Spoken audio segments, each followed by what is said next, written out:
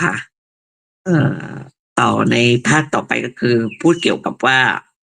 ไอ้กรรมฐานทั้งหมดเนี่ยมันมีอยู่40กองนะคะหรือ40อย่างนะคะเออมันมีถึง40เนี่ยมันก็เป็นเราสามารถที่จะเลือกกรรมฐานที่จะเหมาะกับอุปนิสัยลักษณะนิสัยของเราหรือที่เรียกว่าจริยานะคะหรือเรียกว่าหากรรมฐานที่มันเหมาะกับจริยาของเราประมาณเนี้ยเพราะอะไรเหรอ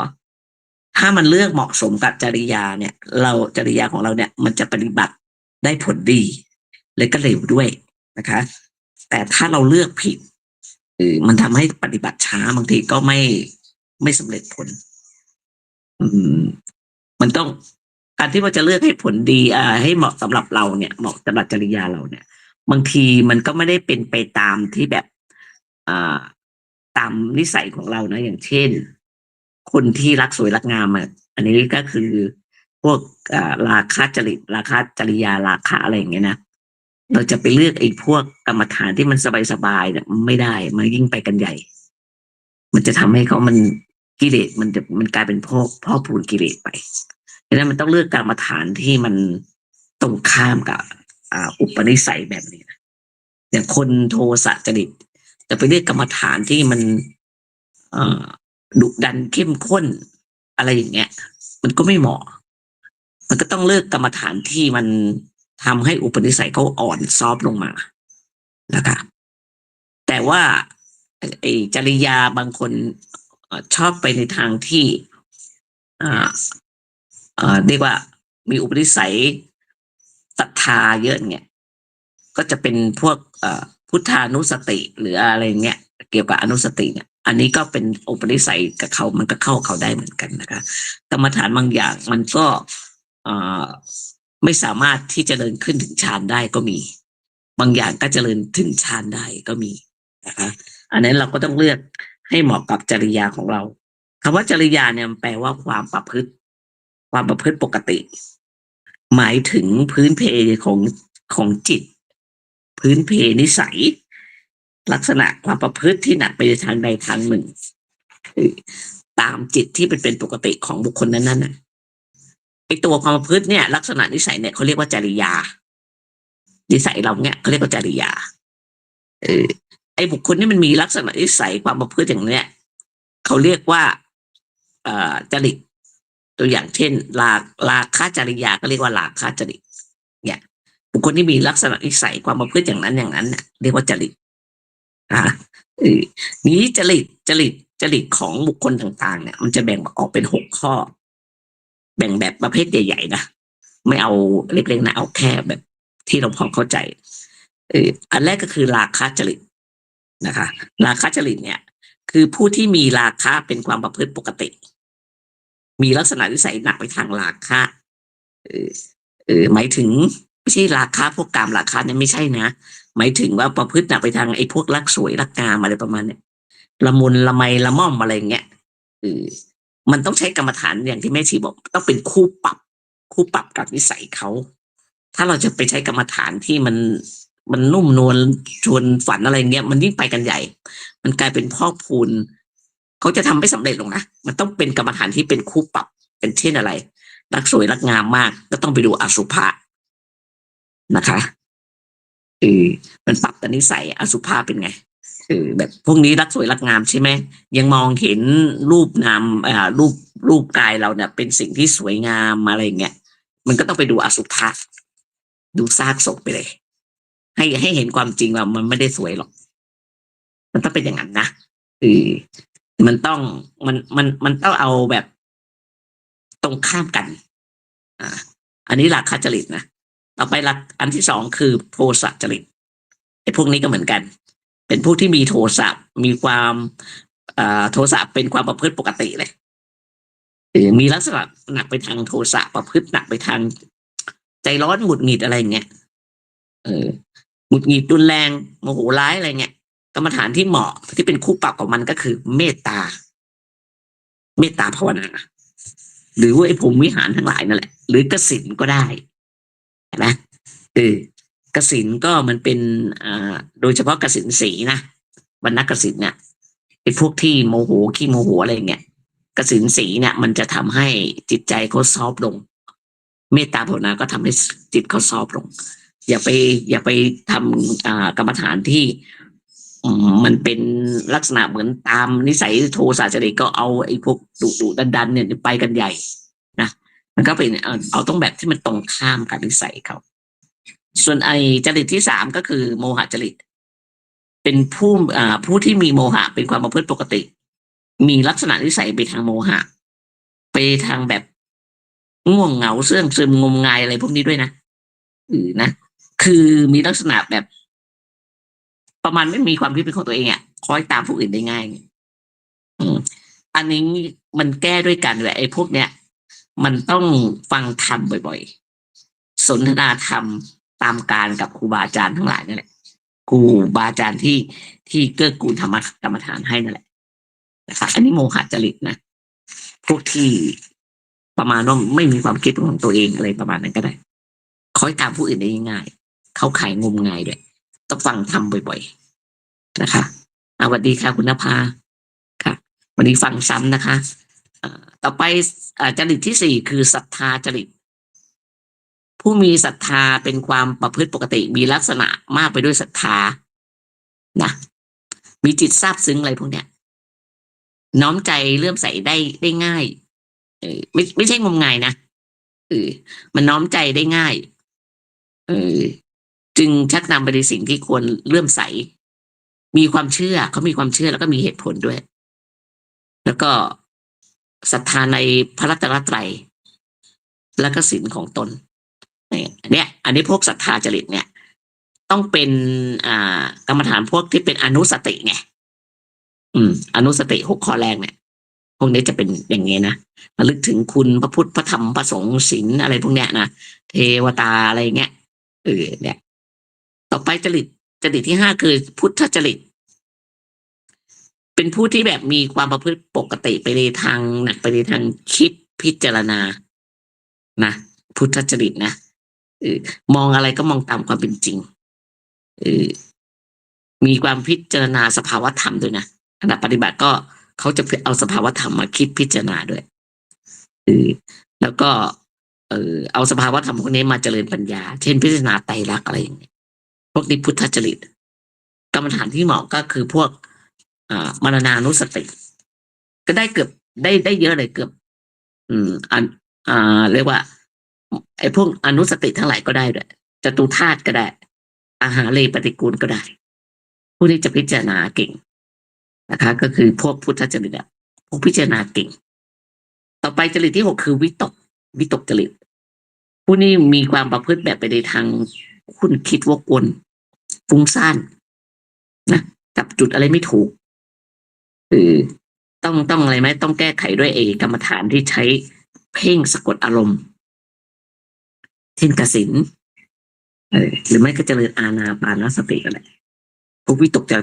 จริตมีเยอะนะพอถามแล้วก็จะวิตกจริตเนี่ยพวกฟุ้งซ่านคิดนู่นคิดนี่คุ้นคิดอยู่ตลอดกันเนี่ยต้องเจริญอานาปานสติหรือไม่ก็เพ่งกสิณเอานะคะตอนนี้อาการแสดงต่างๆในทางประพฤติของจริตเหล่านี้มันเมื่อพบเห็นนะสิ่งของอะไรสักอย่างเนี่ยที่ว่าถ้าของอย่างนั้นเนี่ยนะมันมีอะไรที่เป็นส่วนดีน่าชมอยู่บ้างใจของคนไอ้พวกราคะจริตเนี่ยนะลักษณะนิสัยลักษณะมันจะเป็นอย่างนี้สมมติมีของอะไรสักอย่างหนึ่งเอาราคาต่างๆเข้ามาเนี่ยคนราคะจริตเนี่ยเขาจะจับไอ้ส่วนที่เขาติดใจอยู่ตรงนั้นนานๆเขาไม่มองข้อเสียตรงนั้นพวกราคะจริตจะเป็นแบบนี้เช่นอะไรเดียเอาเป็นเรื่องพรรคการเมืองก็ได้เนาะเอาง่ายๆนะไม่ชีชอบดูข่าวการเมืองคือพวกราคะจริตเขาจะมองสมมติว่าดูพรรคการเมืองเนี่ยเขาจะดูแบบพรรคนี้เขาไม่ดูว่าส่วนเสียเขามีอะไรนะเขาจะชอบส่วนที่มันติดใจอยู่นานอย่างเช่นพรรคการเมืองที่มีผู้สมัครมีหน้าตาดีรูปหล่ออะไรเงี้ยพวกราคะจริตก็จะมองเนี่ยส่วนเสียไม่มองว่าอันนี้เป็นพรรคการเมืองที่แบบว่าไม่ได้สร้างผลงานหรือมันไม่มีความทุจริตอะไรเงี้ยเขาไม่ได้มองนั้นเขามองทุกส่วนดีเฉยๆอันนี้พวกราคะจริตนะ ไม่อันนี้ไม่ใช่ยกตัวอย่างง่ายๆนะส่วนพวกไอ้พวกโทสะจริตเนี่ยมันก็จะตรงข้ามกับไอ้พวกราคะจริตคือมันจะมองแต่ข้อบกพร่องเออมันไม่มองไอ้ส่วนเสียไม่พิจารณาส่วนเสียเนี่ยมองแต่ข้อบกพร่องไม่พิจารณาส่วนดีมันมองแต่ข้อบกพร่องอย่างเดียวไม่พิจารณาส่วนที่ดีๆของเขาก็มีอะไรเงี้ยเพราะคนเรามันไม่มีดีมีเสียไปทุกอย่างหรอกบางอย่างเขาก็ดีแล้วก็ดูไอ้ส่วนที่ดีก็มีนะไอ้พวกโทสะเนี่ยมันไม่มองส่วนดีมันมองส่วนเสียตรงข้ามไอ้พวกราคะมันจะมองส่วนดีอย่างเดียวไอ้ส่วนเสียมันไม่มองเนี่ยแม้มันตรงข้ามกันส่วนไอ้คนพุทธจริตเนี่ยมันก็คล้ายๆกับไอ้พวกโทสะจริตอยู่เล็กน้อยนะคือแต่ว่าไม่ค่อยได้ติดใจอะไรแต่ต่างกับไอ้โทสะจริตตรงที่ว่าโทสะจริตมองแต่ส่วนเสียใช่ไหมเออทั้งบางทีมันก็ไม่ได้เป็นจริงนะไอ้โทสะจริตเนี่ยบางทีมองส่วนเสียของเขาเนี่ยแต่บางทีมันก็ไม่ได้เป็นจริงแล้วก็หงุดหงิดงุนงานอะไรเงี้ยแต่ตัวไอ้พุทธจริตเนี่ยมองส่วนเสียข้อบกพร่องที่มันเป็นจริงหรือต่างกันนะเออแต่ว่าเขาไม่ติดใจนี่คนพุทธจริตจะเป็นอย่างนี้นะคนโทสะจริตมองในส่วนเสียนะส่วนดีไม่ยอมมองเนี่ยแล้วบางทีก็ไม่จริงด้วยเออนะคะไม่จริงแต่คนพุทธจริตเนี่ยเขาคิดแล้วอะไรแล้วเขาก็มองว่าเขามองส่วนเสียข้อบกพร่องก็จริงแต่ว่าเออมันเป็นเรื่องจริงแต่ว่าเขาไม่ติดใจคือผ่านเลยไปนี่มันดีกว่าคนโทสะจริตตรงนี้ส่วนไอ้พวกโมหะจริตนะมันมองอะไรแล้วมันก็มองไม่ชัดเออเรียกว่าอ่าคนรอบตัวบอกอันนี้ดีนะก็บอกดีก็ดีตามเขาอะไรเงี้ยก็บอกไม่ดีก็คอยตามกันไปอะไรเงี้ยอันนี้พวกโมหะจริตส่วนไอ้พวกวิตกจริตเนี่ยไอ้พวกนี้จะแบบนึกถึงจุดตรงที่เรียกว่าคิดคิดแบบจับจดอ่ะเรียกว่าวุ่นไปวุ่นมามันตัดสินใจไม่ตกว่าดีหรือไม่ดีวะจะเอาหรือไม่เอาอะไรเงี้ยอันนี้วิตกจริตนะเออบางทีดูตัวอย่างว่ามันเป็นอย่างนี้ศรัทธาจริตพวกศรัทธาจริตนี้ก็จะมีลักษณะคล้ายๆราคะจริตอยู่บ้างคล้ายๆกันนะเออเรียกว่าไอ้ราคะจริตมองแต่ส่วนดีใช่ไหมแต่ว่าไอ้คนศรัทธาจริตเนี่ยมันจะแบบซึมซาบซึ้งใจไปเรื่อยๆมันไม่อ้อยอิงไม่อ้อยอิงอย่างคนราคะจริตจะอ้อยอิงอยู่ตรงนั้นอยู่ตรงจุดเดียวแต่คนศรัทธาจริตเนี่ยก็จะแบบเอ่อซาบซึ้งอะไรไปเรื่อยๆอย่างนี้ไม่เหมือนกันนะคะทีนี้ว่าส่วนใหญ่แล้วจริตไอ้เหล่าเนี้ยคนเราอ่ะมันจะมีส่วนผสมกันมันไม่ได้เป็นโดดๆบางคนก็ไม่ได้ทนโทสะอย่างเดียวจะผสมพุทธจริตบ้างอะไรบ้างเนี่ยส่วนใหญ่นะเออมันจะเป็นแบบจริตผสมเช่นราคะผสมวิตกจริตอย่างเงี้ยก็มีโทสะผสมพุทธจริตก็มีเนี่ยมันผสมกันนะเราก็ดูว่าจริตเราเป็นแบบไหนเราก็รู้เรียกว่ารู้นิสัยเราเองกันแล้วกันเราก็เลือกเอากรรมฐานที่มาใช้สำหรับเหมาะกับเราที่จะบำเพ็ญภาวนาไปเลือกให้เหมาะกับจริตของเรามันก็จะการปฏิบัตินั้นมันก็จะได้ผลแม้แต่ว่าไอสถานที่อยู่อาศัยที่จะทำการภาวนาเนี่ยมันก็ต้องเลือกเช่นบรรยากาศหนทางของใช้อะไรอาหารเนี่ยก็ต้องเลือกมาต้องเป็นที่สัปปายะมันต้องเกื้อกูลกัน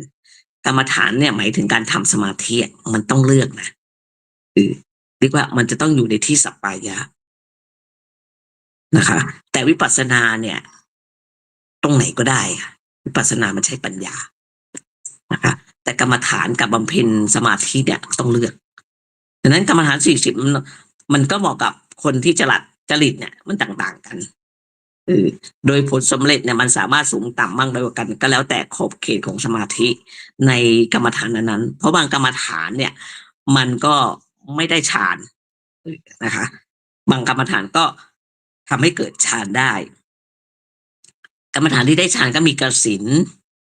อสุภะเนี่ยพรหมวิหารสี่อาหารเลเนี่ยเจริญไปแล้วทำให้เกิดฌานได้นะคะ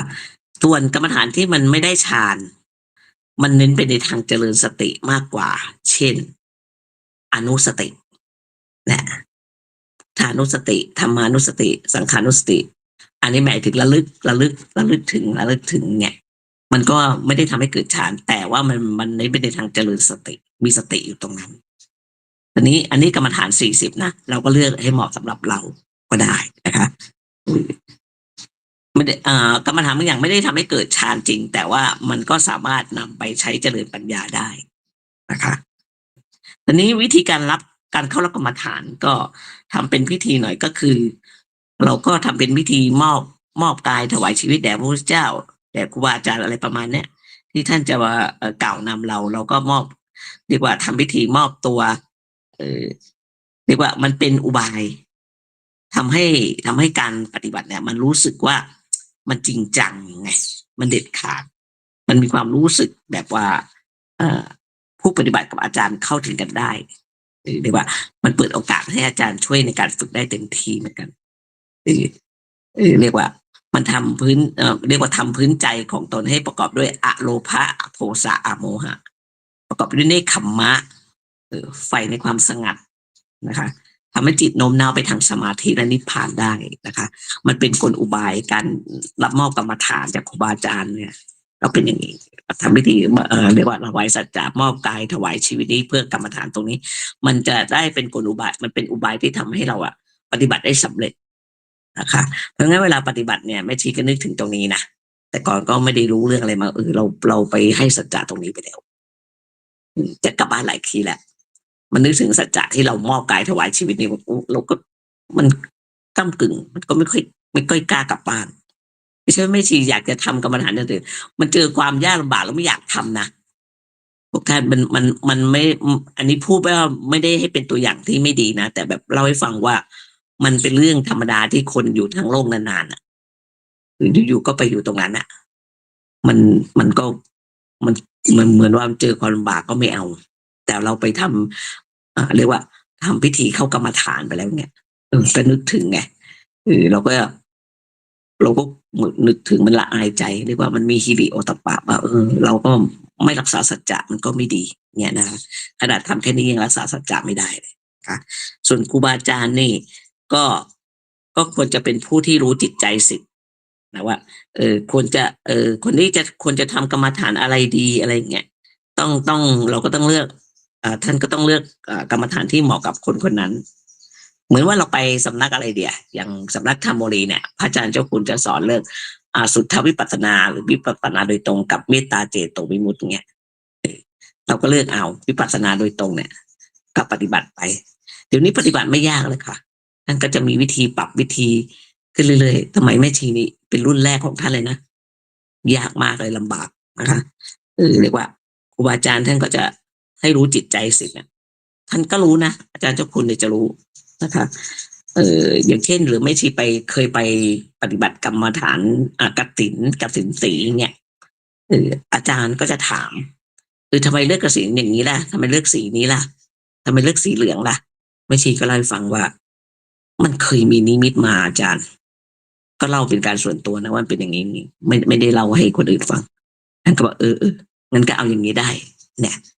แล้วก็เราก็เป็นคนเรียกว่าขี้หงุดหงิดขี้รำคาญเนี่ยมันก็เหมาะกับเราเอกสินสีเหลืองเนี่ยมันถือว่ามันเหมาะกับเรามันทำให้ใจเราซอฟลงได้นะแล้วก็ไปปฏิบัติเมตตาเจโตวิมุตติกับอาจารย์เจ้าคุณเนี่ยกับคนโทสะมันก็ต้องเอาอย่างเงี้ยมันเป็นกสิ่งที่มันเป็นคู่ปรับกับเรานั่นแหละเพราะเรารู้ตัวมันไม่ใช่รู้ตัวว่าเป็นคนขี้หงุดหงิดรำคาญขี้รำคาญจะเป็นคนอย่างนั้นนะคะปัจจุบันนี้หายไหมน้อยลงเยอะบางทีก็มีขึ้นมานะจุกจิกมากก็รำคาญขึ้นมาแต่ปุ๊บเดียวหายอันนี้เล่าให้ฟังนะคะหลังจากนั้นแล้วพอครูบาอาจารย์เลือกกสิณให้เหมาะกับเราแล้วเราก็เข้าประจำที่เลย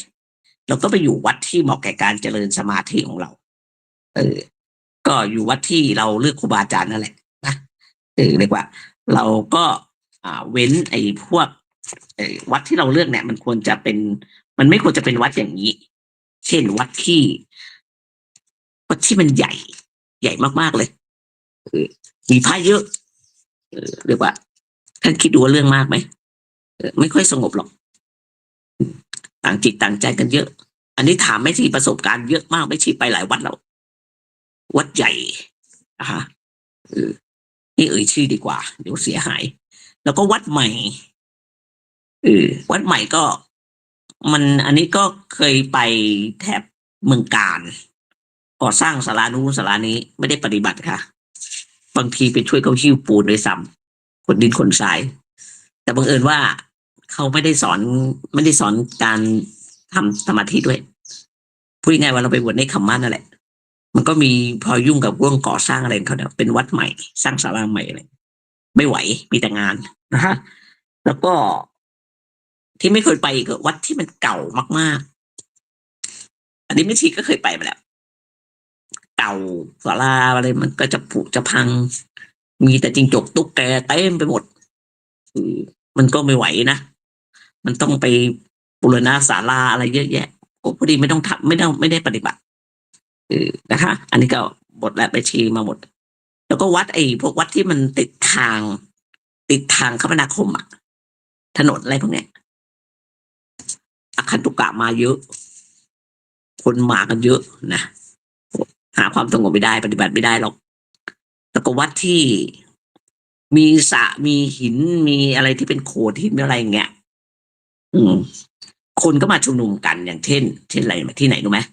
พุทธมณฑลเนี่ยคนเยอะนะคะเสาร์อาที่ไม่ต้องพูดเลยนะคะเรียกว่ามันมีโขดมีหินคนก็มาพักมาพิงมาชุมนุมกันเยอะ แล้วก็วัดที่มีผักมีผลไม้เยอะปลูกผักปลูกผลไม้เต็มเลยปลูกดอกไม้อะไรด้วย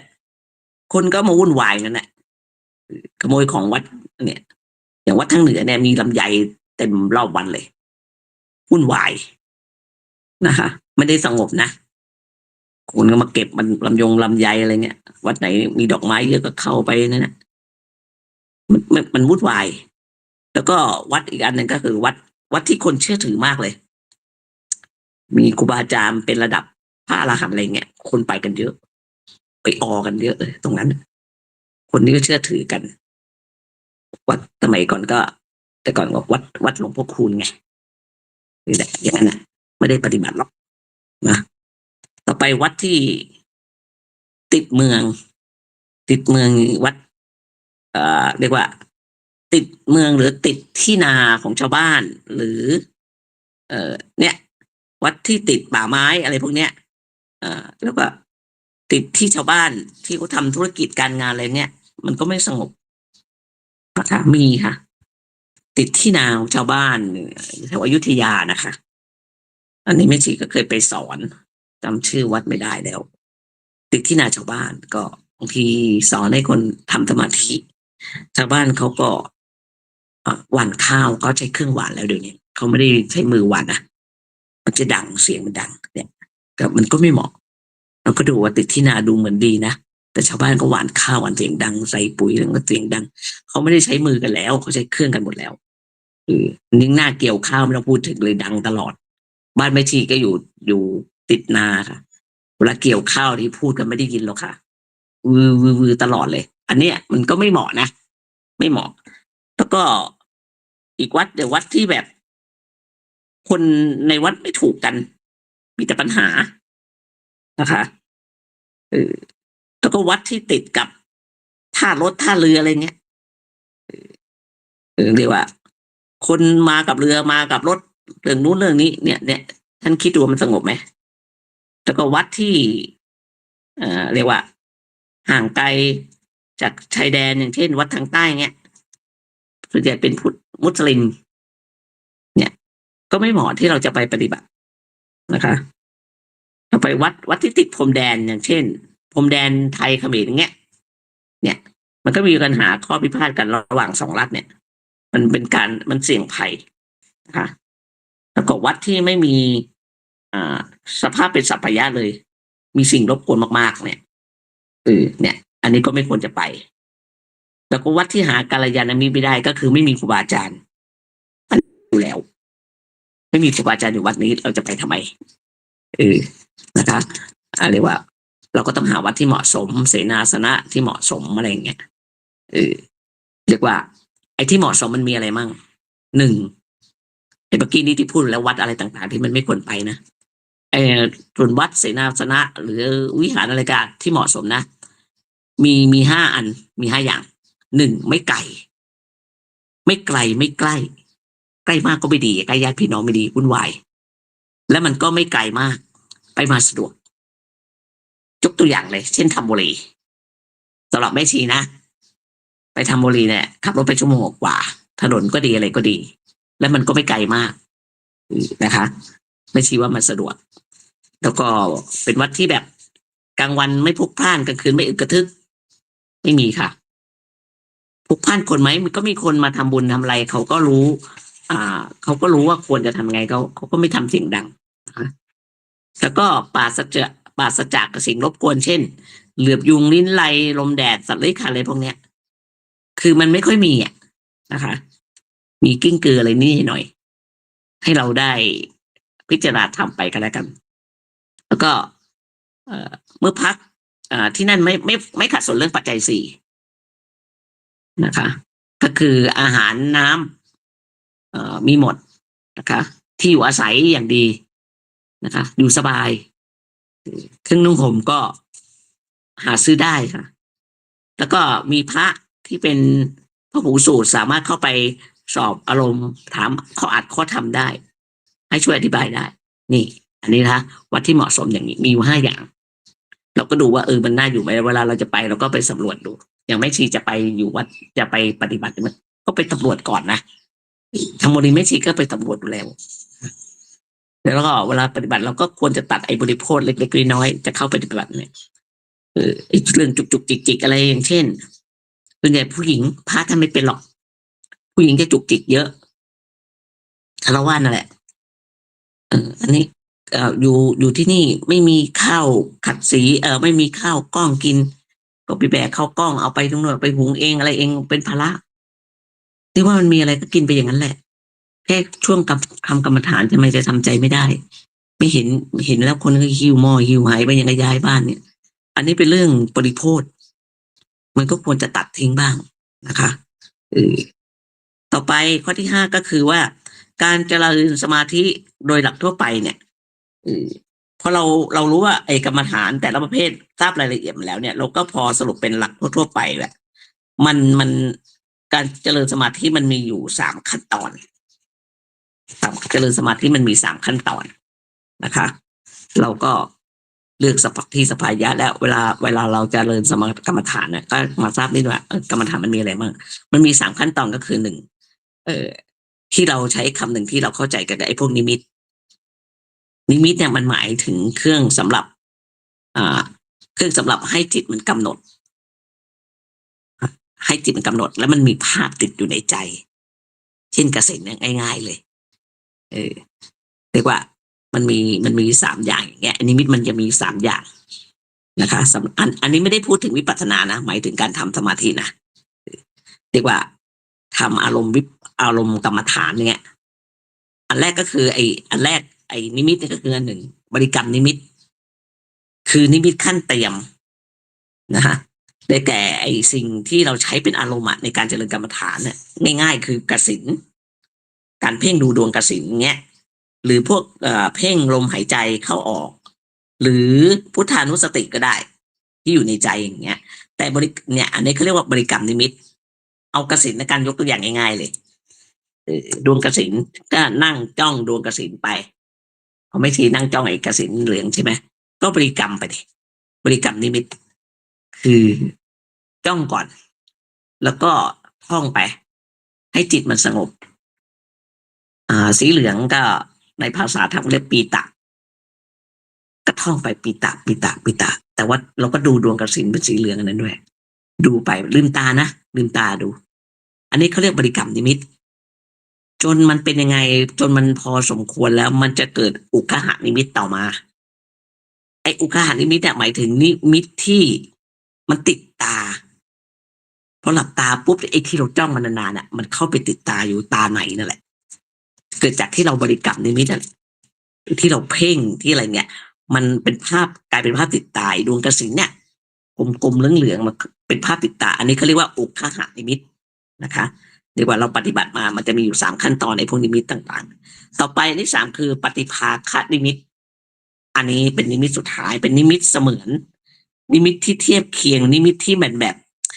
มันมีภาพเหมือนจากอุคหานิมิตนั่นแหละ แต่มันติดลึกเข้าไปข้างในนะคะคนที่ไม่เคยทำก็ไม่เป็นไรค่ะฟังไว้เป็นความรู้กันแล้วกันเนาะแต่คนที่เคยทำจะรู้นะคะว่าเราจ้องเอากสิณเนี่ยง่ายๆเลยแรกๆก็ลืมตาก่อนดูไอ้ดวงกสิณก่อนแล้วก็พูดว่าปีตาแล้วเวลาพอสมควรเอากี่วันก็ได้บางคนก็เร็วหน่อยมันจะเกิดภาพติดตาในอันนี้เป็นอุกขนิมิตแหละเมื่อเกิดอุกขนิมิตแล้วมันก็จะเป็นนิมิตที่มันติดลึกเข้าไปในอีกลึกเข้าไปยิ่งกว่าอุกขนิมิตเป็นภาพที่เกิดจากสัญญาผู้ที่ได้สมาธิจริงๆมันจะเป็นภาพที่ปราศจากสีมันจะขยายหรือย่อก็ได้ตามใจปรารถนานะคะจากประสบการณ์ไม่ทีทุกวันนี้บางทีจะหลับจะนอนก็มีนิมิตตรงนี้เกิดขึ้นเหมือนกันบางครั้งนะแต่เมื่อก่อนเป็นบ่อยมากเลยเดี๋ยวนี้มันเป็นบางครั้งก่อนที่จะมาพูดในห้องเนี้ยแม่ชีก็งีบไปพักหนึ่งเหมือนเมื่อคืนนอนไม่เต็มทีก็มีนิมิตอันนี้ขึ้นมาอีกแล้วมันก็ขยายก็ได้ย่อก็ได้มันเป็นของมันเองเราไม่ได้ไปทำอะไรนะคะไอ้นิมิตสองอย่างแรกก็คือบริกรรมนิมิตกับไอ้อุกขานิมิตเนี่ย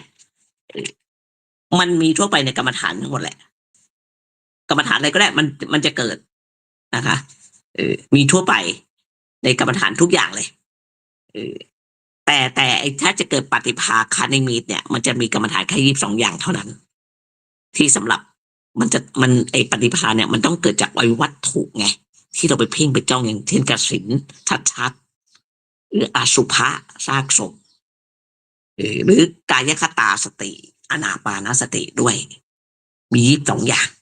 กสิณ10อสุภะ10กายคตา1อานาปาน1ก็เป็น22อสุภะจ้องซากศพเนี่ยจนมันเกิดปฏิภาคนิมิตเป็นภาพที่ใสจากไอ้ซากศพที่มันดูไม่ได้เนี่ยไอ้หัวกะโหลกก็แล้วกันมันจะเกิดปฏิภาคนิมิตเป็นภาพใสออกมาไม่ได้มองเป็นกะโหลกอะไรที่มันดูน่าเกลียดน่ากลัวเลยนะคะอันเนี้ยมันจะเกิดเป็นปฏิภาคนิมิตเป็นดวงที่แบบขยายก็ได้ย่อก็ได้เป็นภาพใสขึ้นมาเป็นดวงกสิณที่ไม่ถีจ้องเนี่ยมันก็จะเป็นภาพใสกว่าแต่แล้วอุกขนิมิตเนี่ยมันก็เหมือนเป็นดวงใหญ่ๆเป็นภาพติดตามก็ดวงใหญ่ๆจากดวงใหญ่ๆเป็นพระจันทร์ดวงใหญ่แทบจะทับตัวนะคะมันก็จะเกิดปฏิภาคนิมิตจากดวงใหญ่นั้นเป็นพระจันทร์สีเหลืองนั้นมันจะกลายเป็นภาพใสแล้วมันก็ย่อส่วนเล็กๆๆๆจนกลายเป็นจุดเดียวขึ้นมาก็ได้อันนี้เป็นกรรมฐานที่ทำให้เกิดฌานนะคะเพราะนั้นไอ้พวก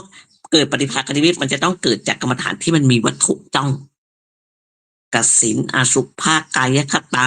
อานาปาเนี่ยต้องมีวัตถุจ้องนะคะทีนี้พูดถึงการเจริญภาวนาก็คือการเจริญคำว่าภาวนาแปลว่าเจริญในที่นี้ก็คือเจริญกรรมฐานนั่นแหละฝึกสมาธินั่นแหละเรียกว่ามันมีอยู่3ขั้นนะอันนี้เราพูดถึงที่จะทำสมถะสมาธิกันนะ1บริกรรมไหมเราก็พุทโธใช่ไหมมันเป็นสมาธิขั้นต้นกำหนดถือเอานิมิตสิ่งที่เป็นอารมณ์เช่นดวงกสิณอันนี้ไอ้กสิณอีกนะหรือกำหนดลมหายใจเข้าออกไอ้พุทโธก็ได้หรือนึกถึงพุทธานุสติเป็นอารมณ์ก็ได้อยู่ในใจพูดง่ายๆว่ากำหนดบริกรรมอันนั้นขึ้นมา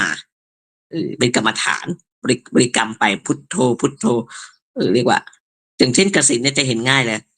พอภาพมาติดตาแม่นยำแล้วมันก็เกิดอุกขนิมิตอย่างนั้นขึ้นมาเนี่ยจิตก็เป็นสมาธิขั้นต้นนะ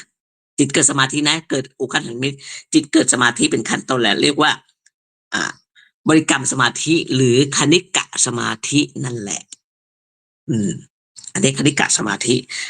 อย่าไปดูถูกคณิกะสมาธินะไม่ใช่สมาธิเล็กๆน้อยๆนะไม่ใช่นะไอตัวคณิกะสมาธิตัวนี้บรรลุธรรมมันต่อไป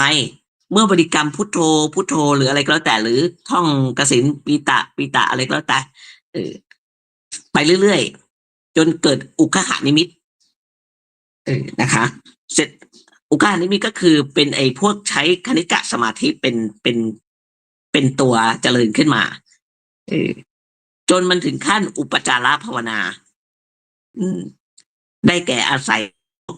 เอาบริกรรมสมาธิเนี่ยกำหนดเป็นอุกหานิมิตต่อไปเนี่ยจนกระทั่งจิตมันแนบสนิทมันแนบแน่นสนิทอยู่ในใจ มันเกิดปฏิภาคนิมิตนั่นแหละเขาเรียกอุปจาระภาวนา เกิดปฏิภาคนิมิตขึ้นมานะนิวรณ์สงบราบคาบไม่เหลือนะคะเรียกว่าตัวในกรรมฐานที่ไม่มีวัตถุจ้องนะก็เพียงแต่มีอารมณ์อยู่ในใจกรรมฐานบางพวกไม่มีวัตถุมันจะไม่มีปฏิภาณนะปฏิภาคนิมิตนะอย่างที่แม่ชีบอกมันใช้จิตเจริญแน่วแน่จนนิวรณ์มันระงับไปแค่นั้นเองจิตมันก็ตั้งมั่นเป็นอุปจาระขั้นสูงสุดได้แค่นั้นไอ้กรรมฐานที่ไม่มีวัตถุจ้องนะแต่ว่ามันยกเว้นเมตตานะคะเมตตาภาวนาเนี่ยไม่มีวัตถุจ้องค่ะแต่มันสามารถขึ้นอัปปนาได้แต่อย่างอื่นได้แค่อุปจาระนะคะต่อไปขั้นอัปปนาภาวนาเนี่ยมันเป็นการเจริญสมาธิขั้นอัปปนาเรียกว่ามันเสพปฏิภาคนิมิตไงย่อมั่งขยายมั่งอะไรแล้วแต่เนี่ยเมื่อปฏิภาคนิมิตมันเกิดขึ้นสม่ำเสมอไออุปจารสมาธิมันก็รักษาไว้ไม่ให้เสื่อมเรียกว่าเราจะต้องไปอยู่ในที่สัปปายะนั่นแหละต้องอยู่ในที่สัปปายะอย่าให้มีสิ่งรบกวนถ้ามันจะเกิดเทิดอัปปนาเนี่ยทำพูดง่ายทำฌานเนี่ยเดี๋ยวมันต้องประคับประคองจิตไงให้พอดีจนถึงขั้นถึงอัปปนาสมาธิบรรลุปฐมฌานนี่เป็นขั้นรูปแรกเป็นขั้นแรกของการเจริญรูปฌานภาวนานะรูปฌานสมาธินั่นแหละฉะนั้นการเจริญฌานเนี่ยต้องอยู่ในที่สัปปายะจริงๆถ้ามีสิ่งรบกวนนะคะอันนี้ไม่ได้วิปัสสนานะทีนี้กรรมฐานหลายอย่างเนี่ยมันสุขุมละเอียดมันมีอารมณ์ลึกซึ้งนะบางอย่างมันไม่มีวัตอย่างที่แม่ชีพูดเมื่อกี้เนี่ยไม่มีวัตถุสำหรับเพ่งเลยนะสัมผัสกายก็ไม่ได้นะจิตไม่สามารถแนบสนิทอยู่ได้นานจึงไม่เป็นปฏิภาคนิมิตก็คือไม่มีวัตถุมีผลสำเร็จได้เพียงอุปจารสมาธิเนี่ยเขาสรุปมาแล้วแต่แม่ชีว่าไปแล้วส่วนกรรมฐานที่มีอารมณ์หยาบเพ่งดูด้วยกายได้กำหนดได้ชัดเจนแนบสนิทได้นานเกิดปฏิภาคนิมิตเนี่ยแล้วสำเร็จผลเป็นอัปปนาด้วยนะคะอันนี้ก็พวกกสิณไงอกสิณอสุภะแต่ว่ามันมีแปลกอันนึงอย่างที่แม่ชีบอกเมื่อกี้เนี่ยก็คือพวกอัปปมัญญาพวกพรหมวิหารเนี่ยอย่างเช่นเมตตาภาวนาเงี้ยอันนี้ไม่มีปฏิภาคนิมิตไม่มีนะเพราะมันไม่มีวัตถุจ้องไงไม่มีอะไรที่ตุนให้ขยายอะไรได้ไม่มีมันไม่มีอารมณ์จากวัตถุแต่ว่ามันมีอะไรรู้ไหมมันมีสัตว์ที่เป็นอารมณ์มันก็มีความเพียงพอที่จะทำให้เกิดอัปปนาสมาธิได้สัตว์ที่เราแผ่เมตตาไปยังสัตว์ผู้ยากทั้งหลายนั่นแหละอันเนี้ยมีใช้สัตว์เป็นอารมณ์ก็บรรลุฌานได้อันนี้ตามลำดับพอถึงปฐมฌานต่อจากนั้นก็บำเพ็ญสมาธิไปให้มันชำนิชำนาญเกิดปฐมฌานแล้วก็บรรลุฌานขั้นสูงๆต่อไปเรื่อยๆภายในขอบเขตความสามารถของเราเนี่ยสำเร็จผลเป็นกรรมฐานชนิดนั้นนะคะอันเป็นบรรลุผลของสมถะตามสมควรแก่เราได้เราถนัดทางไหนเราก็เอาทางนั้นกันแล้วกันตอนนี้เขายกตัวอย่างกรรมฐานที่คนทั่วไปใช้ก็คืออานาปานสติเป็นตัวอย่างส่วนใหญ่คนก็เจริญอย่างนี้นะอานาปานสติเป็นตัวอย่างเพราะว่าเขาถือว่าพระพุทธเจ้าก็ใช้อานาปานสติเป็นตัวอย่างนะคะแต่เคยอ่านบทความว่าพงยุคก็เป็นอานาปานสตินะคะมันเกี่ยวกับลมไงนะคะเรียกว่ามันกล่าวถึงหลักทั่วไปเจริญสมาธิแล้วก็เห็นตัวอย่างสมาธิในกรรมฐาน40 กองเนี่ยก็เลือกอานาปานสติเป็นพิเศษนั่นแหละข้อดีของอานาปานสติเนี่ยที่เราเลือกขึ้นมาเนี่ยเพราะว่าเหตุผลก็คือว่ามันมีตัวอย่างหลายประการก็คือว่าการเจริญมันการเจริญสมาธิที่สะดวกที่สุดแล้วใช้แค่ลมหายใจที่มันอยู่กับตัวเองเนี่ยมันมีอยู่ทุกเวลาทุกสถานที่ไม่ต้องไปเตรียมอะไรเลยทำกสิณเนี่ยมันก็ต้องเตรียมใช่ไหมเตรียมอุปกรณ์เอามาวางไว้มาตั้งไว้เพื่อจะจ้องเนี่ยแต่เป็นไงอานาปานสติไม่ต้องเตรียมอะไรใช้ตัวเรานี่แหละนะคะไม่ต้องเตรียมอะไรเลยเป็นประเภทรูปธรรมกำหนดได้ชัดเจนแล้วก็อย่างกรรมฐานนามธรรมก็ที่ต้องนึกถึงมาจากสัญญาปฏิบัติง่ายๆไม่จำเป็นต้องใช้คิดอะไรเพียงเอาสติคอยกำหนดรู้ลมหายใจนั่นแหละไม่ต้องคิดแยกแยะอันเนี้ยก็คืออานาปานสติพิจารณาสภาพธรรมเนี่ย อย่างเช่นธาตุมนสิการอะไรเงี้ยเป็นกรรมฐานที่มันทำง่ายสำหรับคนที่มีสมองเหนื่อยล้ามาก็ปฏิบัติได้ใช้เป็นการพักผ่อนได้ด้วยนะคะเออพอเริ่มปฏิบัติแล้วเนี่ยใช้อานาปานสติเนี่ย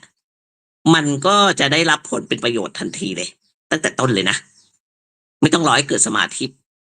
เป็นขั้นเป็นตอนอะไรหรอกกล่าวคือว่าเราทำสมาธิเข้าพักผ่อนกายใจพักผ่อนได้ที่พักจิตสงบสบายลึกซึ้งไปเรื่อยๆมันก็ทำให้อกุศลระงับไปก็เป็นการส่งเสริมให้กุศลเกิดขึ้นด้วยนี่ข้อดีของอานาปานสตินะส่วนใหญ่คนก็จะเลือกกรรมฐานข้อนี้กันอีกข้อหนึ่งคือมันไม่กระทบกระเทือนต่อสุขภาพด้วยดังคำพระเจ้าตรัสว่าเมื่อเราอยู่ด้วยวิหารธรรมนี้คืออานาปานสติมากเข้ากายก็ไม่เมื่อยตาก็ไม่เหนื่อยไม่เหมือนอย่างกรรมฐานบางอย่างนี่พระองค์ตรัสว่าต้องอาศัยการยืนการเดินการเพ่งจ้องอะไรเงี้ยแต่อานาปานสติเนี่ยมันเกื้อกูลสุขภาพด้วยนะนี่คำของพระเจ้านะทั้งช่วยให้ร่างกายได้รับการพักผ่อนอย่างดีระบบหายใจที่เป็นปกติเรียบเสมอปราณีตด้วยการปฏิบัติกรรมฐานนี้ช่วยส่งเสริมสุขภาพให้ดีขึ้นอานาปานสตินะแม้ว่าเราจะไม่ได้หวังผลอะไรจากนี้แต่มันเป็นการพักผ่อนได้ด้วยก็นึกง่ายๆว่าคนพักผ่อนยังไงมันหายเหนื่อยไม่ล้านะเหมือนคนที่ตื่นเต้นตกใจเนี่ยหรือหวาดกลัวหรือโมโหก็แล้วกันลมหายใจมันจะแรงกว่าคนปกติไหมมันจะหยาบนะบางทีก็ต้องหายใจทางปากเลยเหนื่อยมากๆหายใจหอบมันก็เรียกหอบเลยหายใจทางปากแต่คนที่มีเรียกว่าผ่อนคลายกายใจผ่อนคลายใจสงบลมหายใจจะละเอียดปานนี้กว่าคนปกติเห็นไหมปานนี้กว่าคนปกติด้วยนะไม่ต้องพูดถึงไอ้คนที่มันโมโหร้ายอะไรอย่างเงี้ยไม่ต้องนะนะคะการบำเพ็ญอานาปานสติมันช่วยให้กายใจสงบลมหายใจจะละเอียดลงไปเรื่อยๆจนถึงขั้นที่เรียกว่าแทบจับลมไม่ได้นะคะบางทีมันไม่มีลมตรงออกมาจากจมูกนะคะอันนี้แม่ชีเคยปฏิบัติแต่ไม่ได้เอาจริงเอาจังไม่ได้ปฏิบัติไอ้ลมกำหนดลมปฏิบัติแต่พองยุบขึ้นมาพอพองยุบเราปฏิบัติเข้าไปเนี่ยพองยุบก็หายไปค่ะมันก็เหมือนกันค่ะมันก็เป็นทำนองเดียวกันเรียกว่าแต่ร่างกายมันดำรงอยู่ได้แล้วมันเป็นช่วงที่ลมไม่ออกจากจมูกหรือว่าลมพองยุบก็ไม่มีอย่างเงี้ยมันใช้พลังงานร่างกายน้อยมากเรียกว่าไม่เรียกร้องการเผาผลาญมันมีขึ้นนะมันเขาเรียกว่ามันมีผลดีก็ชวนทำให้เรามีการเรียกว่าทำงานได้มากขึ้นพร้อมกับว่าเป็นการพักผ่อนได้ด้วยนะคะไม่ต้องนอนเยอะถ้าเราใช้ตรงนี้ใช้อานาปานสติช่วยเนี่ยเหมือนเป็นการพักผ่อนในตัวอย่างที่บอกว่าคนปฏิบัติเนี่ยเขาไม่นอนเยอะหรอกก็ทำตรงนี้นะมันก็เหมือนเป็นการพักผ่อนไปแล้วเรียกว่านอน4 ชั่วโมงก็เต็มที่แล้วเพราะว่าอะไรวันทำแต่อานาปานสติเหมือนท่านก็ได้หลับตรงนั้นไปแล้วหลับลึกยิ่งกว่านอนอีกยิ่งกว่าหลับไปอันนี้จริงๆนะเรื่องจริงทำไมเขาอยู่ได้เขาเหมือนไม่ได้นอนเนี่ยแต่ทำสมาธิเป็นการพักผ่อนดีที่สุดด้วยนะคะแล้วก็ไอ้อนาวัตติเนี่ยมันเป็นกรรมฐานในจำนวน12 อย่างเนี่ยนะมันสามารถมันให้สำเร็จผลในด้านสมถะขั้นสูงสุดนะก็คือด้านจตุตฌานได้ถึงขั้นจตุตฌานแล้วก็ส่งผลไปถึงอรูปฌานได้ด้วยกระทั่งนิโรธสมาบัติต่างๆได้ด้วยนะคะอันแรกก็คือได้สมถะขั้นสูงสุดคือจตุตฌานแล้วก็ส่งผลไปถึงอรูปฌานจนกระทั่งถึงนิโรธสมาบัติจึงเอาไปเป็นข้อปฏิบัติหลักได้ตั้งแต่ต้นจนตลอดไม่ต้องพะวงที่จะทำกับเอากรรมฐานอื่นมาสับเปลี่ยนอะไรไม่ต้องทำตรงนี้มันถึงขั้นนิโรธสมาบัติก็ได้มีพระพุทธพจน์เสริมว่าเพราะฉะนั้นแลหากภิกษุหวังว่าเราฟังบรรลุจตุตฌานก็พึงมนสิการอานาปานสติสมาธินี้แหละภิกษุหวังว่าเราพึงก้าวล่วงอากินจัญญายตนะโดยประการทั้งปวงถึงเนวสัญญานาสัญญายตนะเถิดเราจึงก้าวล่วงเนวสัญญานาสัญญายตนะโดยประการทั้งปวงเข้าถึงสัญญาเวทยินิโรธพึงมนสิการอานาปานสตินี้แหละสัญญาเวทยินิโรธก็คือนิโรธสมาบัตินั่นแหละแต่ในวงแม่ชีเขาเรียกฌาน 9 เอาในวสัญญาคือฌานแปดเขาไม่พูดยาวอ่ะฌานแปดฌานเก้าอะไรเงี้ยทีนี้ไออานาปานสติมันใช้ได้ทั้งสมถะและวิปัสสนาคือปฏิบัติเพื่อมุ่งหวังผลสมาธิแน่วแน่อย่างเดียวก็ได้แล้วก็จะใช้เป็นบาตรฐานเพื่อปฏิบัติตามสติปัฏฐานสี่ก็ได้นะเป็นข้อปฏิบัติที่เอื้ออำนวยสามารถใช้สมาธิจิตเป็นสนามปฏิบัติของเจริญปัญญาได้เต็มที่เลยนะคะแต่ก็เป็นวิธีการเจริญสมาธิที่พระเจ้าทรงสรรเสริญมากด้วยสนับสนุนบ่อยครั้งให้ภิกษุทั้งหลายปฏิบัติทรงใช้แล้วก็สามารถใช้เป็นวิหารธรรมได้พระเจ้าก็ใช้อานาปานสติใช้เป็นวิหารธรรมทั้งก่อนและหลังตรัสรู้ด้วยมีพุทธพจน์กล่าวว่าภิกษุทั้งหลายอานาปานสติสมาธินี้แลเจริญให้มากทำให้มากย่อมเป็นสภาพเรียกว่าปราณีตสดชื่นเป็นธรรมเครื่องอยู่เป็นสุขและอย่างอกุศลธรรมชั่วร้ายที่เกิดขึ้นแล้วให้อันตรธานหายไปเปรียบเสมือนฝนใหญ่ที่ตกในสมัยที่ไม่ใช่ฤดูกาลยังฝุ่นละอองที่ฝุ่นละอองที่มันอยู่ในท้ายฤดูร้อนเนี่ยอันตรธานหายไปโดยฉับพลันฉะนั้นบอกให้ฟังภิกษุทั้งหลายเมื่อกล่าวให้ถูกต้องแล้วจึงกล่าวถึงอานาปานสติว่าเป็นอริยวิหารธรรมเครื่องอยู่ของพระอริยะก็ได้เป็นพรหมวิหารเครื่องอยู่ของพรหมก็ได้เป็นตถาคตวิหารทำเครื่องอยู่ของตถาคตก็ได้หรือแม้กระทั่งภิกษุทั้งหลายที่ยังเป็นเสขะยังไม่บรรลุอรหัตผลปรารถนาภาวะปลอดโปร่งโล่งใจอันยอดเยี่ยมอานาปานสตินี่อานาปานสติสมาธินี้ภิกษุเจริญมากแล้วทำให้มากแล้วย่อมเป็นไปเพื่อความสิ้นไปแห่งอาสวะทั้งหลายภิกษุเหล่าใดเป็นอรหันต์สิ้นอาสวะแล้วอานาปานสติสมาธิภิกษุเหล่านั้นเจริญแล้วทำให้มากแล้วย่อมเป็นไปเพื่อความอยู่สบายในปัจจุบันเป็นทิฏฐธรรมสุขวิหารและเพื่ออยู่และเพื่อสติสัมปชัญญะด้วยนะคะภิกษุทั้งหลายดังที่เป็นมาเราก่อนนั้นสัมโพธเมื่อยังไม่ได้ตรัสรู้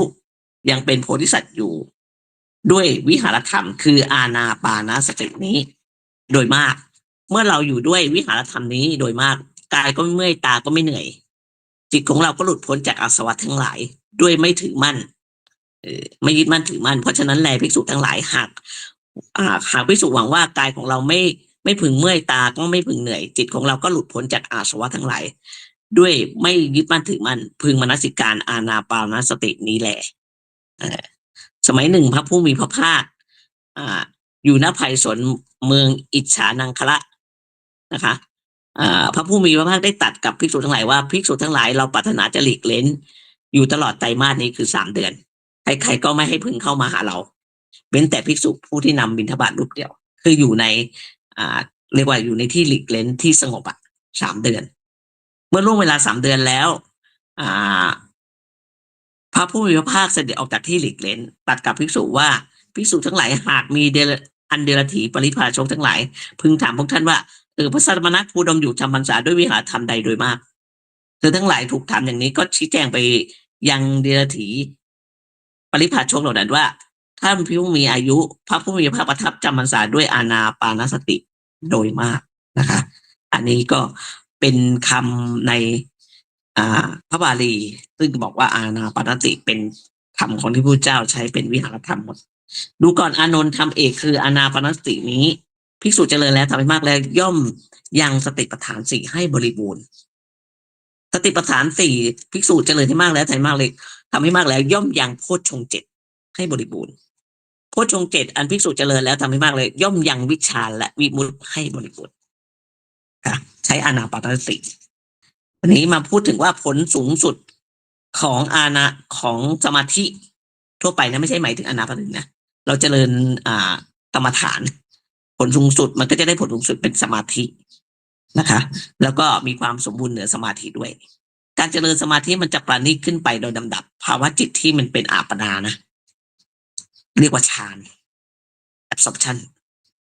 ฌานก็มีหลายๆขั้นนะเรียกว่ายิ่งเรียกว่าฌานมันยิ่งสูงขึ้นเท่าไหร่นะองค์ธรรม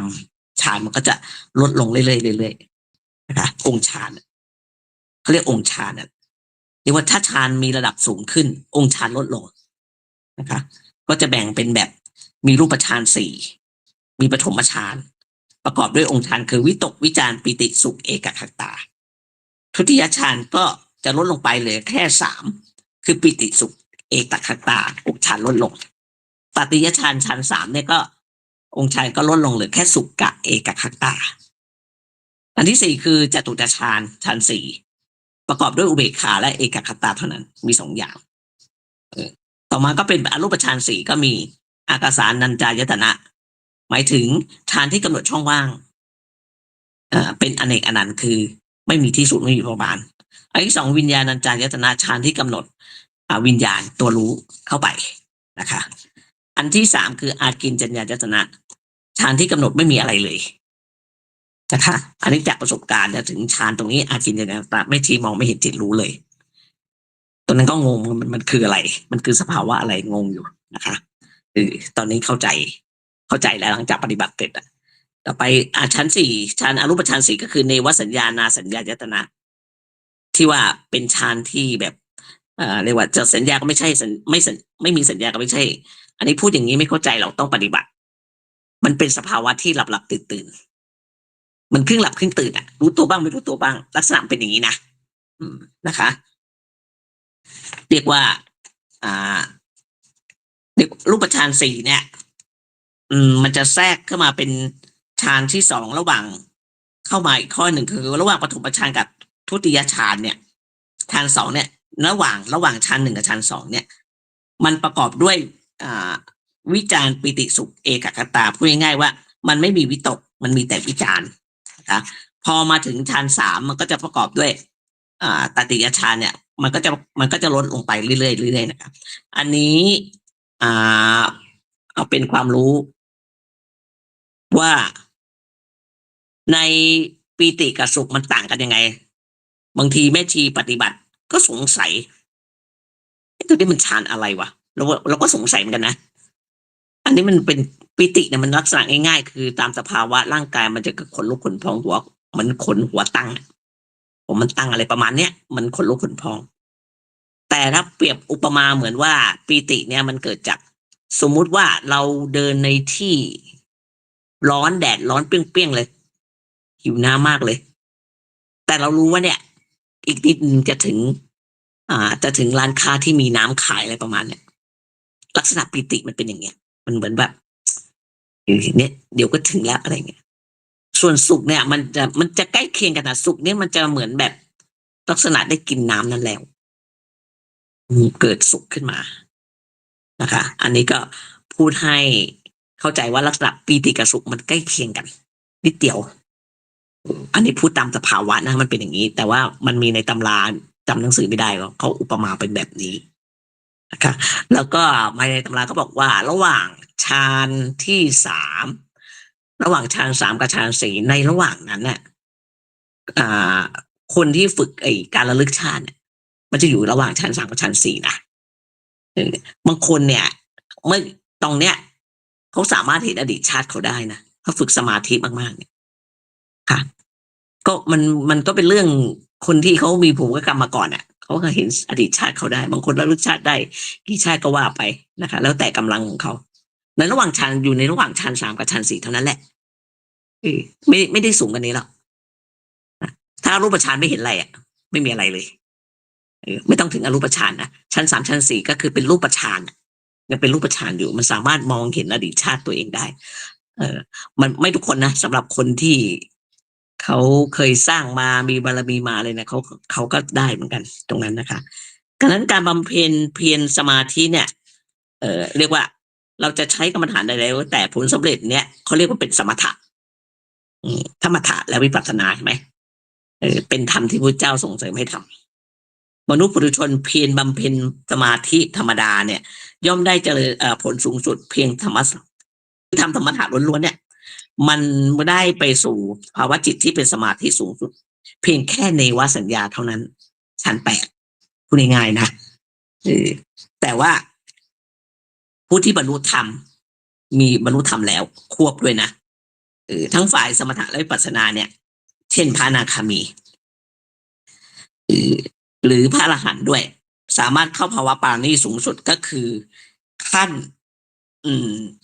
สัญญาเวชนิติโรธหรือนิโรธสมาบัตินะคะอันนี้เข้าถึงนิโรธสมาบัติได้นะคะต้องเจริญสมถะและวิปัสสนาควบกันไปเรียกว่าเป็นขั้นสูงสุดของตรงนี้อย่างไรก็ตามสมาธิเป็นองค์ธรรมที่สำคัญยิ่งข้อหนึ่งแต่มันก็มีขอบเขตที่สำคัญที่ตระหนักว่าสมาธิเนี่ยมันจะเป็นแค่ไหนก็แล้วแต่ในกระบวนการปฏิบัติเนี่ยเรียกว่ามันจะเข้าถึงวิมุตติไม่ได้เลยถ้าขาดการปฏิบัติด้วยวิปัสสนานะคะขอบเขตของสมาธิมันมีอะไรมั่งขอบเขตที่สำคัญนะเอาที่สำคัญประโยชน์ของสมาธิเนี่ยในการปฏิบัติเพื่อเข้าถึงจุดหมายของพุทธธรรมเนี่ยเรียกว่าเอามาใช้สำหรับให้ใช้ในการปฏิบัติปัญญากันแล้วกันทำให้จิตมันควรแก่งานจิตนุ่มนวลควรแก่งานสมาธินี่ใช้การนี้เป็นสมาธิขั้นสูงสุดได้แค่ปฐมฌานนะครับลำพังสมาธิอย่างเดียวเจริญขั้นฌานสูงสุดถ้าหากไม่ก้าวถึงขั้นการใช้ปัญญาแล้วไม่สามารถถึงจุดหมายทางพุทธธรรมได้เป็นอันขาดด้วยนะคะถึงจะได้ฌานอะไรก็แล้วแต่ถ้าเกิดไม่ใช้ปัญญาก็ไม่สามารถเข้าถึงจุดของพุทธศาสนาของเราไปได้ไอ้ฌานต่างๆทั้ง8ขั้นน่ะแม้ว่าจะเป็นสภาวะที่ลึกซึ้งก็จริงนะแต่เมื่อเป็นผลของการกระบวนการปฏิบัติเรียกว่าสมถะอย่างเดียวยังเป็นโลกิยะเท่านั้นจะนำไปถึงจุดหมายปลายทางไม่ได้นะครับถ้าไม่ใช้ปัญญาเข้ามาช่วยในภาวะแห่งฌานเป็นผลสำเร็จของสมาธิกิเลสต่างๆมาสงบระงับไปเรียกว่าเป็นความหลุดพ้นเหมือนกันแต่มันเป็นการหลุดพ้นชั่วคราวเมื่ออยู่ในสภาวะนั้นๆมันกลับมาสู่สภาพเดิมได้มันไม่ยั่งยืนจึงเรียกว่ามันเป็นโลกิยะวิโมกข์หลุดพ้นทางโลกิยะหลุดพ้นเพียงชั่วคราวแล้วมันก็กลับกายหายสูญไปได้เรียกว่ามันหลุดพ้นเรียกว่าวิคัมภนวิมุตติหลุดพ้นด้วยการข่มไว้คือสมาธิมันข่มไว้คือกิเลสระงับไปเพราะถูกกำลังสมาธิข่มอุปมาเหมือนเอาหินทับหญ้าพอยกหินออกเป็นไงหญ้างอกงามขึ้นมาใหม่ได้แต่กำลังสมาธิมันมีประโยชน์นะมันระงับมันข่มความเจ็บความปวดอะไรได้หมดเลยนี่จากประสบการณ์คือเรียกว่ามันปวดตรงนี้เนี่ยนะพอมีสมาธิขึ้นมาไม่ปวดเลยมันข่มไปหมดเลยนะคะสมาธิถ้าคนเจริญมากๆเข้ามันก็ไม่ได้จะเสื่อมง่ายๆเหมือนกันนะคะข้อปฏิบัติดังกล่าวนี้จะเห็นว่าการปฏิบัติเข้าถึงจุดหมายของพุทธธรรมหรือองค์ธรรมเนี่ยตัวการที่สำคัญที่สุดเนี่ยในขั้นสุดท้ายเลยนะที่เป็นตัวตัดสินอะไรนะคือต้องเป็นปัญญาปัญญาที่ใช้ในการปฏิบัตินี้เขาเรียกว่าวิปัสสนานะคะดังนั้นการปฏิบัติที่ถูกที่แท้จริงจึงต้องก้าวถึงขั้นวิปัสสนาด้วยเสมอจึงจะถึงจุดหมายปลายทางพุทธศาสนาของเราส่วนสมาธินั้นแม้มันจะจำเป็นทำให้จิตเหมาะแก่งานนุ่มนวลคนแก่งานเราอาจจะเลือกยืดหยุ่นได้ในขั้นใดขั้นหนึ่งเนี่ยก็เรียกว่าถ้าเราใช้ให้เหมาะแก่งานยืดหยุ่นเรื่องงานไหนขั้นใดขั้นหนึ่งก็เริ่มต้นใช้ตั้งแต่ต้นเรียกว่าวิปัสสนาสมาธิหรือคณิกะสมาธินั่นแหละหรือจนถึงขั้นอุปจารสมาธิโดยในแห่งนี้เมื่อเข้าถึงจุดหมายทางพุทธศาสนาแล้วแม้จะมีสาระสำคัญต้องประกอบด้วยองค์มรรคทั้ง6องค์มรรคทั้ง7เหมือนกันแล้วก็อาจแยกโดยปฏิบัติโดยใช้สมาธิองค์มรรคทั้ง7ก็คือเหลือสมาธิเป็นสัมมาสมาธิเป็นตัวสนามรบไงนะคะตอนนี้เขาแยกมาว่าผู้ที่จะใช้สมาธิเนี่ยเจริญถึงขั้นจุดหมายของพุทธธรรมเนี่ยก็มีอยู่สองแบบสองแบบนะคะหนึ่งไอ้พวกวิปัสสนาญาณิกพวกนี้เป็นผู้ที่เจริญใช้วิปัสสนาเป็นญาณอย่างเดียวเลยมีสติเป็นองค์ธรรมหลักเลยวิปัสสนาเรียกสุทธวิปัสสนาก็ได้หรือวิปัสสนาล้วนก็ได้ส่วนใหญ่แล้วพระอริยะทั้งหลายจะเป็นมาจากวิปัสสนาญาณิกเป็นส่วนมากหรือเรียกว่าวิปัสสกะอะไรเงี้ยอย่างเช่นที่แม่ชีไปปฏิบัติที่พม่าเขาจะปฏิบัติแบบนี้เขาเรียกสุทธวิปัสสนาล้วนนะคะ ที่จริงมันก็ไอปฏิบัตินี้มันก็มีสมถะด้วยแหละแต่ว่าสมถะมันใช้แค่จำเป็นเท่านั้นมันจะใช้คณิกะสมาธิเป็นส่วนใหญ่นะคะปฏิบัติง่ายไหมไม่ง่ายไม่ง่ายมันก็ไม่ยากแต่ว่ามันต้องใช้ความเพียรเยอะนะคะแต่มันก็มันเห็นผลได้เร็วและส่วนใหญ่พระอริยะหรือพระอรหันต์ก็ส่วนใหญ่จะเป็นมาสายวิปัสสนาญาณิกกันเยอะส่วนใหญ่เขาเรียกว่าสำเร็จด้วยปัญญาวิมุตติเจริญปัญญาเป็นส่วนใหญ่ส่วนอีกวิธีหนึ่งวิธีของสมถะญาณิกผู้ที่มีสมถะเป็นญาณเรียกว่าปฏิบัติสมาธิเอาสมาธิเป็นบทบาทสำคัญเลยบำเพ็ญสมาธิจิตสงบแน่วแน่แล้วเรียกว่าถึงขั้นฌานหรือสมาบัติอะไรก็แล้วแต่เนี่ยจิตมันก็แน่นแฟ้นอยู่กับสิ่งที่กำหนดเรียกว่ามันมีความพร้อมอยู่ตรงนั้นจิตมันนุ่มนวลควรแก่งานโน้มไปในทางที่ใช้กิจตามประสงค์ของเราได้ดีที่สุดสภาพจิตเช่นนี้อาสวะกิเลสต่างๆซึ่งปกติมันจะขึ้นมารบกวนใช่ไหมมันบังคับจิตมันก็จะถูกควบคุมให้นิ่งสงบอยู่ตรงนั้นน่ะเหมือนกับแบบอุปมาเหมือนแบบไอ้ผงอะไรต่างๆที่มันตกตะกอนในน้ำนิ่งๆแล้วเราจะมองเห็นน้ำใสๆไงมันตรงนั้นจิตตรงนั้นมันก็เหมาะสมแก่ที่จะก้าวต่อไปถึงขั้นใช้ปัญญากำจัดตะกอนเหล่านั้นให้มันหมดสิ้นไปโดยสิ้นเชิงไงเรียกว่าการเจริญก้าวหน้าแบบนี้เรียกว่าใช้สมถะนะคะถ้าเราไม่หยุดแค่สมถะนะก้าวต่อไปแล้วก็ใช้ปัญญากำจัดกิเลสไอ้กุตะกอนนั้นให้มันหมดไปอันนี้ก็ขั้นวิปัสสนามันคล้ายๆอันที่หนึ่งคล้ายๆการไปวิปัสสนาอย่างนี้แหละแต่อันนี้มันใช้ฌานแล้วก็ใช้ปัญญาเข้ามากำจัดตะกอนเหล่านั้นให้หมดสิ้นไปเรียกว่าจิตมันพร้อมอยู่แล้วเพราะมันทำสมถะเจริญสมถะจิตมันนุ่มนวลควรแก่งานอยู่แล้วมันพร้อมอยู่แล้วที่จะใช้ปัญญาการปฏิบัติอย่างนี้เรียกว่าถ้ามันทำแบบเต็มสมบูรณ์ก็คือการปฏิบัติทั้งสมถะและวิปัสสนานะคะตามที่พระพุทธเจ้าบอกว่าเรา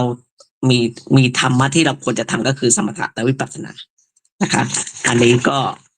อีกนิดนึงนะคะคือชั่วโมงเมื่อแยกโดยบุคคลผู้ประสบความสำเร็จในการปฏิบัติ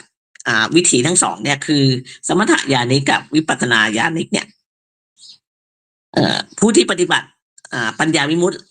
เรียกว่าสุทธวิปัสสนาเรียกว่าสุขวิปัสสกะที่บอกว่าพระอรหันต์หรือพระอริยะทั้งหลายเนี่ยส่วนใหญ่จะสำเร็จด้วยตรงนี้นะคะซึ่งหมายถึงว่าฌานมันจะเกิดในขณะที่มันเข้ามรรคในขั้นสุดท้ายฌานมันจะเกิดตรงนั้นจัดเป็นพวกปัญญาวิมุตติเห็นไหมถามว่าปฏิบัติสุทธวิปัสสนาเนี่ยวิปัสสนาล้วนไม่มีฌานเลยเหรอต้องได้ฌานถึงขั้นปฐมฌานค่ะนะคะไม่งั้นไม่มีฌานเนี่ยมันไม่เกิดปัญญาแน่นอนแต่มันจะเกิดในขั้นที่ว่าเข้าถึงมรรคนั่นแหละระยะที่มันดับตรงมรรคนั่นแหละมันจะเป็นขั้นฌานนะคะจิตมันจะอยู่ในขั้นฌานตรงนั้นแต่เป็นแค่ปฐมฌานฉะนั้นปฐมฌานมันก็สามารถใช้ปัญญาเกิดปัญญาเข้าถึงวิมุตติได้นะคะไม่จะเป็นจะต้องเป็นฌาน8ฌานอะไรมันไม่ต้องส่วนผู้ที่สำเร็จผลตามที่สองคือไอ้พวกวิปัสสมถะญาณิกเนี่ยเป็นพวกที่เรียกว่าอุปโตภาควิมุตติคือผู้หลุดพ้นสองส่วนทั้งสมบัติแล้วก็อริยมรรคอันนี้นะเรียกว่าใช้ทั้งสมถะและวิปัสสนาไอ้แบบที่สองเนี่ยใช้สมถะเต็มรูปแบบเลยเจริญฌานแต่รูปแบบเลยแล้วก็เอาฌานนั้นเป็นบาตขึ้นเจริญวิปัสสนาเป็นผลสำเร็จเรียกว่าอุปโตภาควิมุตตินะคะที่ปฏิบัติเมตตาเจโตวิมุตติอะไรผู้ปฏิบัติตามวิถีนี้ประสบผลสำเร็จในระหว่างคือสามารถบางคนนะเกิดอภิญญาต่างๆได้อภิญญา6เลยอภิญญา5มันยังไม่เกิดขั้นสุดท้ายนะแต่นี้ว่าถ้าทำสมถะและวิปัสสนาร่วมกันเนี่ยจะได้อภิญญา6คืออิทธิวิธีทิพโสตเจโตปริญาณอะไรทิพจักขุบุพเพนิวาสาอาสวะขยายานอันสุดท้ายนะคะก็คือว่าพวกเจริญสมถะเต็มรูปแบบแล้วก็มาเจริญปัญญาใช้บาตรฐานของฌานนะมาเป็นบาตรฐานก็จะได้อภิญญา6อันนี้แล้วแต่บุคคลนะแล้วแต่บุพกรรมของแต่ละท่านแต่มันก็ต้องมีอย่างใดอย่างหนึ่งนะโดยมากนะจะมีที่แม่ชีเจอเพื่อนๆมาเนี่ยเขาก็มีอย่างใดอย่างหนึ่งขึ้นมาบางคนก็มีหลายอย่างนะเรียกว่ากำหนดรู้จิตคนอื่นเนี่ยมีง่ายเลยเห็นง่ายนะคะคือรู้จิตยังไง จากการพูดคุยมั่งอะไรมั่งเนี่ยมันก็รู้ว่าเขาเป็นคนยังไงค่ะแต่อาสวะขยายานเนี่ยได้แน่ๆถ้าไม่ได้ก็ยังไม่หลุดพ้นค่ะผู้ปฏิบัติตามวิถีแรกคือพวกวิปัสสนาญาณิกเนี่ยเออจะได้เพียงความสิ้นอาสวะเท่านั้นจะไม่ได้อภิญญาหกไม่ได้มีคุณพิเศษอะไรที่จะเกิดขึ้นแล้วแต่บุคคลค่ะบางคนเขาก็มีนะกำลังฌานเขาแก่กล้าเนี่ยเขาก็มีอันนี้แล้วแต่นะเพราะไม่ทีที่จากประสบการณ์ที่พบเจอมาเขาแค่ปฏิบัติสุทธวิปัสสนาล้วนน่ะที่ว่าใช้แค่คณิกะสมาธิเขาก็มีอะไรพิเศษของเขานะคะอันนี้แล้วแต่กำลังของสมาธิเขาด้วย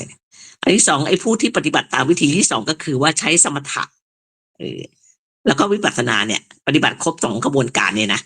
ปฏิบัติแบบวิถีสมถะอย่างเดียวแม้จะได้ฌานได้สมาบัติใดๆก็ตามสมมุติปฏิบัติแบบใช้ได้ฌานได้สมาบัติ8อะไรเนี่ยแต่มันไม่ถึงขั้นวิปัสสนาเนี่ยเรียกว่ามันไม่ได้เอายกเอาฌานขึ้นสู่วิปัสสนาเนี่ยรับรองได้ว่าไม่ถึงจุดหมายปลายทางพุทธศาสนาเป็นอันขาดไม่ได้จะต้องมีวิปัสสนาเข้ามาคือใช้ปัญญาเข้ามาเจริญฌานวิเศษวิโสอะไรก็แล้วแต่เนี่ยมีอภิญญา5อะไรก็แล้วแต่ถ้าไม่ใช่ปัญญาเข้ามาก็ไม่สามารถที่จะบรรลุธรรมได้ฌานนั้นมันก็เป็นโลกิยฌานเท่านั้นนะคะพระพุทธเจ้าไม่ได้สรรเสริญพวกที่มีอภิญญาอะไรทั้งหลายแหล่แต่ว่าไม่ได้รู้อาสวะขยายานเนี่ยไม่ได้ทำอาสวะขยายานให้สิ้นไปเนี่ยพระพุทธเจ้าไม่ได้สรรเสริญขณะเดียวกันพระพุทธเจ้าสรรเสริญผู้ที่ไม่มีคุณวิเศษอะไรเลยแต่ทำอาสวะให้สิ้นไปเพียงอย่างเดียวพระเจ้าก็แบบเป็นนับว่าเป็นบุคคลที่ประเสริฐแหละนะคะไม่ได้เป็นโมฆะบุรุษแหละเป็นบุรุษที่ประเสริฐขึ้นมาอันนี้วันนี้เราก็ตามมันก็สมควรกับเวลานะคะวันนี้ก็เรื่องสมาธิในตอนที่2ก็จบเพียงเท่านี้ค่ะนะคะ